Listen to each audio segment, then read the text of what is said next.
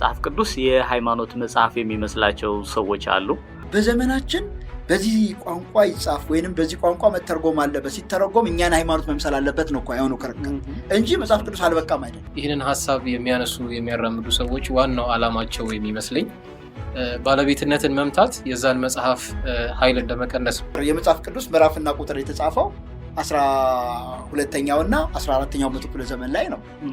እዚህ ላይ እንኳን እግዚአብሔር እንዴት ሰዎች እንደተጠቀመ ቀኖና የሰበሰቡት ሰዎችን እግዚአብሔር እንዴት እንደተጠቀመባቸው ስንመለከት እግዚአብሔር ይህን መጽሐፍ ያጻፈው ብቻ ሳይሆን ጠብቆ ተጠንቅቆ ያመጣው መጽሐፍ ነው እና ይሄንን ይልቅ በፍርሃትና በትህትና አድምጦ መጠቀም እንጂ በዚህ መጽሐፍ ላይ አንዳች እጅ ማስገባት ግን በእግዚአብሔር ጋር የሚጣሉ ይደቃሉ።